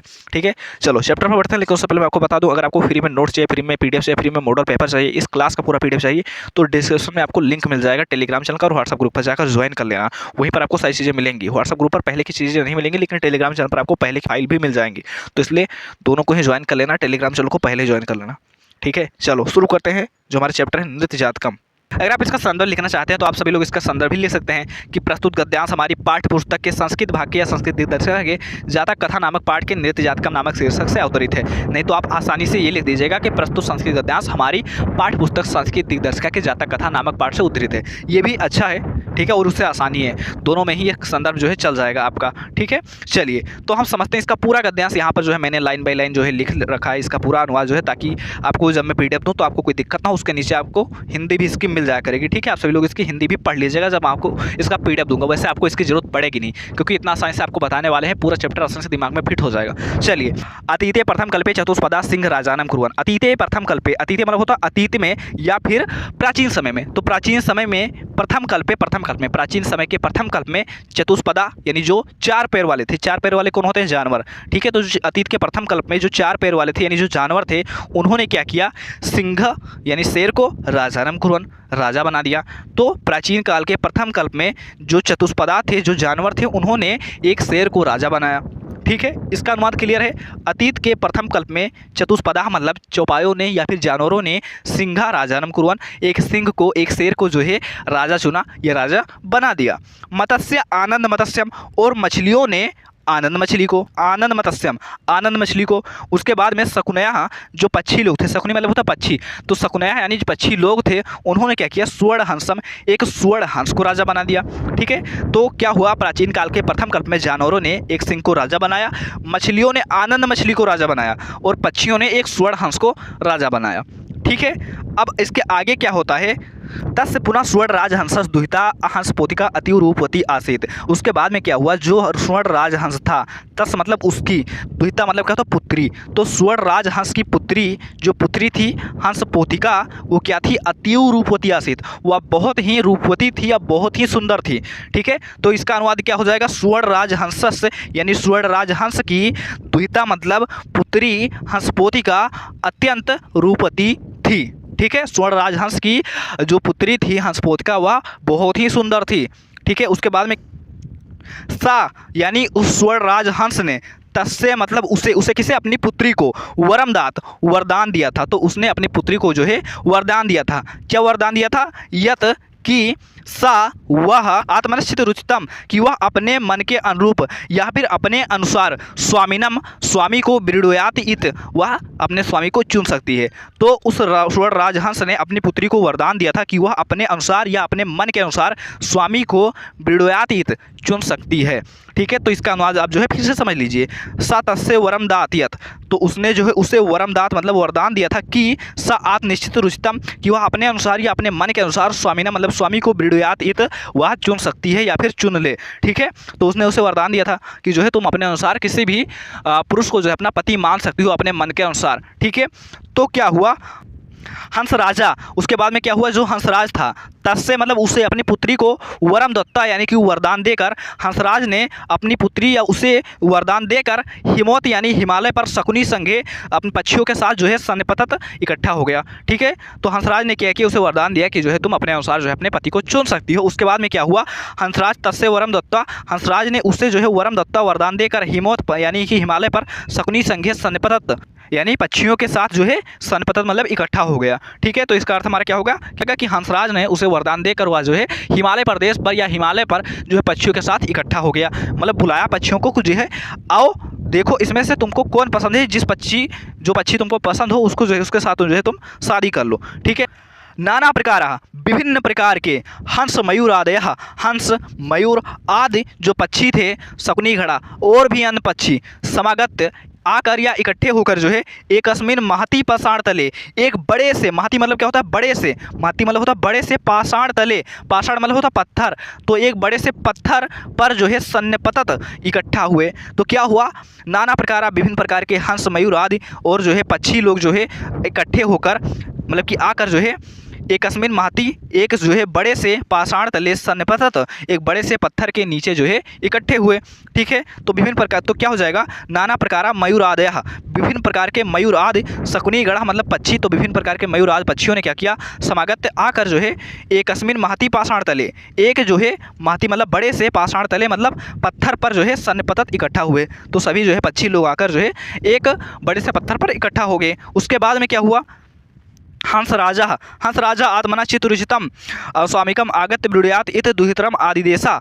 ठीक है, तो क्या हो जाएगा इसका अनुवाद हमारा, हंस राजा यानी हंसराज ने कहा, हंसराज जो है उसने अपनी पुत्री को आदेश दिया, यहाँ पर लास्ट में लिखा हुआ है दुहितरम आदिदेशा, तो हंसराज ने अपनी दुहितरम मतलब अपनी पुत्री को, दुहिता मतलब होता है पुत्री, तो अपनी पुत्री को आदिदेश मतलब आदेश दिया, तो हंसराज ने अपनी पुत्री को आदेश दिया, क्या आदेश दिया कि आओ और जो है आत्मना चित्तरुचितम, और अपने मन के अनुसार, अपने रुचि के अनुसार, स्वामिकम आगत आओ, अपने स्वामी का जो है ब्रूढ़यात इत चयन करो। तो उन्होंने अपनी पुत्री को जो है आदेश दिया कि आओ और अपने मन के अनुसार, अपने रुचि के अनुसार अपने स्वामी का जो है चयन करो। ठीक है, उसके बाद में क्या हुआ, तो सा मतलब वह, ये वह मतलब इस तरह वाला सा है, तो इसका मतलब होता है वह लेकिन स्त्री के लिए, और इस वाले सा का मतलब होता है वह लेकिन पुरुष के लिए। ठीक है, समझ जाना। तो यहाँ पर सा मतलब उस हंसपोतिका की बात की जा रही है, तो उस हंसपोतिका ने क्या किया, शकुनी संघे यानी पक्षियों के संघ को, पक्षियों के समूह को अवलोकयंती देखते हुए, तो उन्होंने क्या किया, पक्षियों के समूह को देखा, और देखते देखते उन्होंने क्या देखा, मणिवर्ण गिरीवम, एक नील मणि के रंग की, और गिरीवम मतलब गर्दन। ठीक है, तो एक मणि के समान रंग की गर्दन को देखा, और जो है चित्र प्रेक्षणम, और जो है रंग बिरंगे जो है उसके पंखों को देखा। किसको देखा, मयूरम दृष्टवा, एक जो है उन्होंने मणि के समान गर्दन और जो है विभिन्न रंग बिरंगे पंखों वाले मयूर को जो है दृष्टवा मतलब देख करके कहा, अयम में स्वामी को भवती, यही मेरा स्वामी होगा, ऐसा उसने कहा। क्या कहा, देखो फिर से समझ लो, मणिवर्ण गिरीवम यानी मणि के समान गर्दन, और जो है चित्र प्रेक्षणम, और जो है विभिन्न प्रकार के रंग बिरंगे पंखों वाले मयूरम दृष्टवा, मयूर को देखकर, एक मोर को देख करके क्या कहा, अयम में स्वामी को भवती, यही हमारा जो है स्वामी होगा। ठीक है, यही हमारा स्वामी होगा, यानी यह मुझे पसंद है। ठीक है, उसने एक मोर को पसंद किया। ठीक है, क्या कहा कि यही हमारा स्वामी होगा, ऐसा उसने कहा, इत्याभासत ऐसा उसने कहा। आगे देखो, मयूरा, अब मोर ने क्या कहा, अद्याप अभी तावन में बलम ना पस्सस, तुम लोगों ने मेरे बल को नहीं देखा है, बलम ना पस्सस, सस मतलब होता है देखना। ठीक है, तो उस मयूर ने कहा, उस मोर ने क्या कहा कि अभी तुम लोगों ने मेरा दम कहाँ देखा, अभी तुम लोगों ने मेरी ताकत कहाँ देखा है। फिर वह अपनी ताकत दिखाने लगा, और यह जो है इति अति गर्भेण, और ऐसा कह करके अति गर्भेण अत्यंत गर्भ से, लज्जांच त्यक्त्वा, अपनी लज्जा को त्यक्त्वा मतलब त्याग कर, अपनी लज्जा को जो है त्याग करके, अपनी लज्जा को त्याग करके जो है तावन महता, उन विशाल शकुनी संघर्ष पक्षियों की सभा में, पक्षियों के संघ में, मध्य उसके बीच में, पक्षों प्रसार यानी पक्षों मतलब पंख को, प्रसार मतलब फैलाकर, नर्तित्व आरब्धवान, नाचना आरंभ कर दिया। ठीक है, तो ऐसा कह करके अति गर्भेण मतलब बहुत गर्भ से, लज्जांच त्यक्त्वा, अपनी लज्जा को त्याग कर, अपने शर्म को सब कुछ छोड़ करके क्या किया, उन विशाल शकुनी यानी पक्षियों के समूह के मध्य में पंखों को फैलाकर नाचना आरंभ कर दिया। ठीक है, ये हो जाएगा इसका अनुवाद। ठीक है, अगर कोई वो समझ में नहीं आता तो आप सभी लोग जो है कमेंट कर सकते हो। ठीक है, मैंने बता दिया ना, अति गर्भिण मतलब अत्यंत गर्भ के साथ, और जो है लज्जांच त्यक्त्वा, लज्जा को त्याग करके, शकुनियों के बीच में, पक्षों मतलब पंख को, प्रसार मतलब फैलाकर, नर्तित्व आरब्धवान, नाचना आरंभ कर दिया। तो उसने कहा अभी तुमने मेरा बल कहाँ देखा है, और उसके बाद में उसने पंख फैलाकर नाचना आरंभ कर दिया। अब तो सोचो, कोई व्यक्ति कह रहा है कि तुमने अभी मेरी ताकत कहाँ देखा, उसके बाद अपने कपड़े उतार कर फिर नाचना शुरू कर देता है तो क्या समझोगे, उसे पागल ही तो लोग कहेंगे, है ना। तो इसीलिए अब क्या होता है, नृत्यंचा प्रतिछन्नो अभूत, और फिर क्या हुआ, नृत्यन यानी नाचते हुए, प्रतिछन्नो अभूत, वह जो है नंगा हो गया, और फिर नाचते नाचते वह नंगा हो गया, मतलब उसके सारे पंख जो है उड़ गए। ठीक है, तो वह नाचने लगा, और नाचते नाचते उसके सारे पंख जो है उड़ गए, और वो नंगा हो गया। उसके बाद में क्या हुआ, स्वर्ण राजहंसा लज्जिता, जो स्वर्ण राजहंस था लज्जित हो गया। उसे जो है भरी सभा में अपमान होने लगा उसका कि यही तुमने दामाद चुना है। तो फिर क्या किया उसने कहा अस्नेवहीना अस्ते, तुम्हें लज्जा नहीं, इसे लज्जा नहीं है, ना बृहदारण्यम समुत्थाने लज्जा, और ना इसे पंखों को उठाने में कोई लज्जा है। नास में गत्रपाय स्वादुहित्रम दस्याम, नहीं मैं इस लज्जाहीन को स्वादुहित्रम दस्याम, अपनी पुत्री दूंगा, अपनी दुहित्रम मतलब अपनी पुत्री को दस्याम मतलब दूंगा। तो मैं इस लज्जाहीन को अपनी पुत्री नहीं दूंगा, ना तो इसे लज्जा है और ना ही इसे अपने पंखों को उठाने में कोई संकोच है। तो जो है ना असमय, नहीं मैं इसे स्वादुहित्रम दस्याम अपनी पुत्री दूंगा, तो मैं इसे अपनी पुत्री नहीं दूंगा। इत्य कथयत, ऐसा उसने कहा। किसने कहा? स्वर्ण राजहंस ने। उसने कहा कि ये तो बड़ा लज्जाहीन आदमी है, ना तो इसे कोई लज्जा है, ना ही इसे अपने पंखों को उठाने में संकोच है, तो मैं इस लज्जाहीन व्यक्ति को अपनी पुत्री नहीं दे सकता। और फिर उसने क्या किया, हंसराज ने तदेव यानी उसी प्रसन्न मध्य, उसी सभा के बीच में या उसी परिषद के बीच में आत्मना यानी अपने भगिन्याय मतलब अपने भांजे हंसपोतकाय यानी हंस कुमार को दुहितरम आदात अपनी पुत्री को दे दिया। तो उसने क्या किया, तथेव प्रसन्न मध्य, उसी परिषद के बीच में अपने भांजे हंसपोतकाय यानी हंस कुमार को जो है अपनी पुत्री को दे दिया। ठीक है। और फिर क्या हुआ, मयूरो मतलब जो मोर था, हंसपोतिकम मतलब हंसपोतिका को अप्राप्त यानी कि प्राप्त ना कर पाने के कारण लज्जिता मतलब लज्जित हुआ, और जो है तस्मात स्थानात और उस स्थान से पलाहिता मतलब भाग गया। ठीक है। तो जो मोर था उसने क्या किया, हंसपोतिका को वह प्राप्त ना कर पाने के कारण लज्जित हुआ, और तस्मात स्थानात और उस स्थान से पलाहिता मतलब पलायन कर गया या फिर भाग गया। ठीक है। और हंसराजो अपि, और हंसराज ने भी हिष्ट मनसा यानी प्रसन्न मन से स्वगृहम अगच्छत अपने घर चला गया। तो हंसराज भी प्रसन्न मन से अपने घर को चला गया। हंसराजो अपि, हंसराज भी हिष्ट मनसा प्रसन्न मन से स्वगृहम अगच्छत अपने घर चला गया। ठीक है।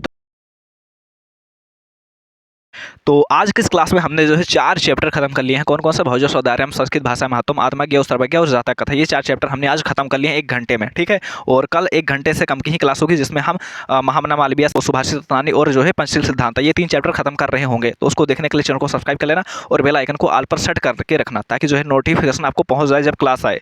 ठीक है। और साथ ही जो है टेलीग्राम चैनल और व्हाट्सएप ग्रुप से जुड़ जाओ, वहीं पर आपको इसका PDF मिल जाएगा। ठीक है। मैंने ऑलरेडी अपलोड कर दिया, जाकर डाउनलोड कर लेना। तो मिलेंगे नेक्स्ट वीडियो में, तब तक के लिए जय हिंद, वंदे मातरम।